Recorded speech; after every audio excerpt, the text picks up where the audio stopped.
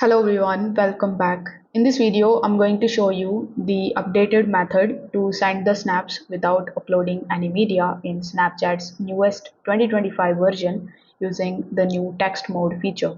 For that, first of all, you need to launch your Snapchat just like so. Over here, you need to tap on the camera screen even if you don't take a picture.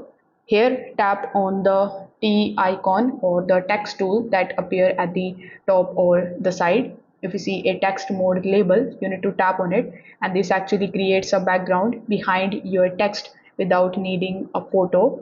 Now you need to start typing your text, add emojis or stickers. You can also use the background color picker or the font style options available in the text mode. Now once you are done with it, simply tap on this share icon over here, and now you need to choose a friend or a group to whom you want to send it. It sends as a text only snap. There is no media involved in it. So this is how you can send the snaps on Snapchat without the media upload. If this video helped you out, give it a like, subscribe to the channel, and also comment below if you have any questions. Thanks for watching. I will see you in the next one.